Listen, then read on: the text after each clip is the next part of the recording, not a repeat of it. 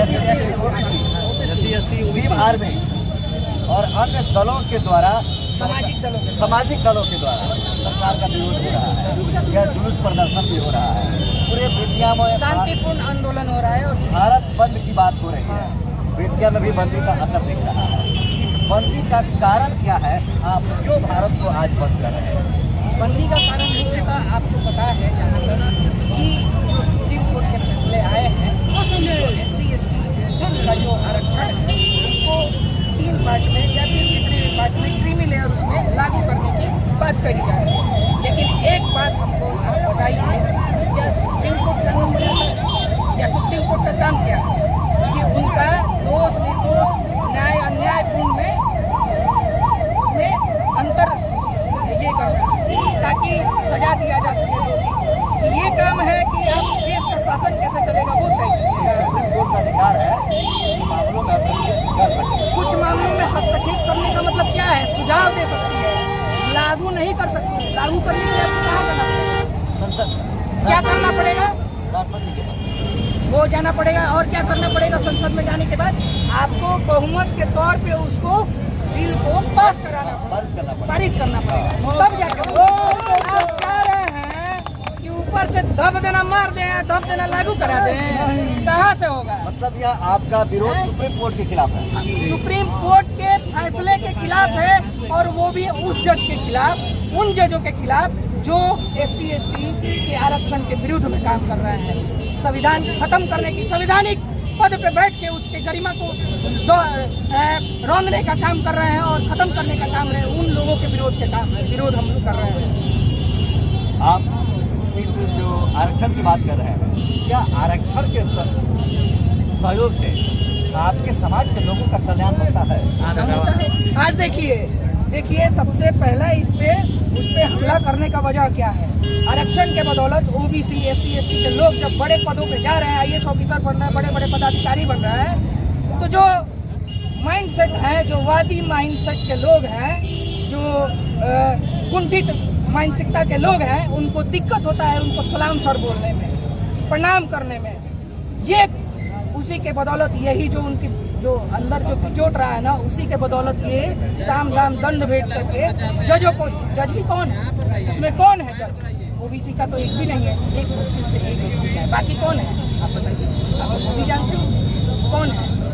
आप एक चीज को यह ध्यान में रखिए, अगर जो ये 15% की बात हो रही है, जो कि सभी चीजों पे आप देखिए किसी आरक्षण की बात करते हैं, जातिवाद की बात क्यों नहीं करते हैं आप? केवल आरक्षण की बात कीजिएगा, जातिवाद की भी बात कीजिए कि जातिवाद खत्म, हमको आरक्षण नहीं चाहिए, आप जातिवाद आज खत्म कीजिए, आज हम छोड़ते हैं आरक्षण, कोई जरूरत नहीं है। लेकिन उसके साथ साथ ये समझना पड़ेगा कि आप जो सोच रहे हैं, दबिश डालने की जो सोच रहे हैं, वो नहीं सक्सेस होगा। आपके आरक्षण के माध्यम से रामविलास पासवान और उनके परिवार को एक उच्च पद मिला, मंत्रिमंडल तक पहुंचे, कैबिनेट मंत्री है और उनके परिवार का कल्याण हुआ। क्या उस आरक्षण के तहत हमारे अन्य किसी और भाई बंधुओं का कल्याण हुआ है? क्या चिराग पासवान को आज आरक्षण की जरूरत है? देखिए, चिराग पासवान की जो बात है तो उनको सही में, उनको वैसे लोगों ने जिनको आ सकता है, लेकिन बात रही यहाँ आप इस चीज के एक जीताराम मांझी को आज आरक्षण की जरूरत है? क्या जीताराम मांझी को आज आरक्षण की जरूरत है? 1 मिनट, आर्थिक आधार पे आरक्षण किस बेसिस पे? आर्थिक आधार पे जो सामाजिक समानता के लिए जो वंचित दबे कुछ लोग रहे, जिनको समाज ने नहीं दिया, उनको ऊपर उठाने के लिए प्रयास किया गया कि उनको भी समाज के अच्छा, एक चीज आप हमको बताइए, क्या जो 10% जनरल को आरक्षण की आवश्यकता थी?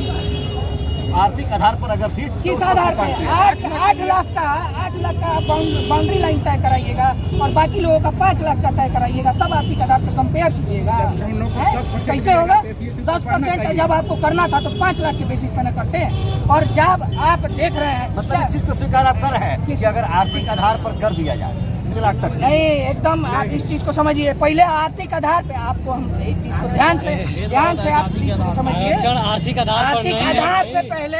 आर्थिक आधार से पहले आपको सबको, जितने भी कास्ट है, सबको बराबरी का हक अधिकार सब चीज में मिलना होगा, मंदिर हो, मस्जिद हो, किसी भी चीज में। एकदम सब जाते हैं, जाने की बात नहीं है, जाने की बात नहीं है। क्या अधिकार चाहिए? आपको नहीं जाने की बात, आप हैं तो आप जाके देखिए कि अरे देश की देश की राष्ट्रपति द्रौपदी मुर्मू गई थी मंदिर में, क्यों धुलाया गया?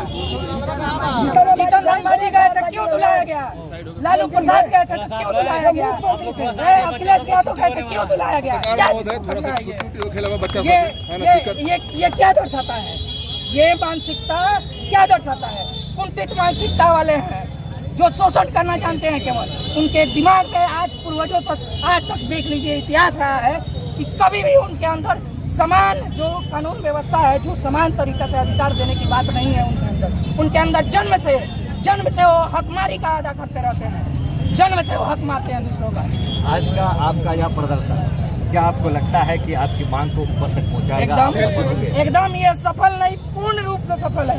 अगर ये इस इतने बड़े आंदोलन के बावजूद भी अगर किसी को लगता है कि कोई नहीं असर होगा, तो फिर इसके बाद इससे 10 गुना बड़ा आंदोलन होगा और बहुत बड़ा आंदोलन होगा। क्योंकि ये जो कानून व्यवस्था है, जो भी चीजें हैं, सभी चीजें जो भी सत्ता है जनता के लिए है। राजशाही और जो भी ये सत्ता में है, सत्ता से समाज नहीं है, जनता से सत्ता वाले लोग हैं। आपके साथ एकदम 2 मिनट आपके साथ राजनीतिक दलों के लोग भी हैं? एकदम है। जो बाबा साहब को मानने वाले हैं सभी लोग हैं, जो बाबा साहब, लेकिन कुछ लोग हैं जो ढोंग करने वाले हैं। वैसे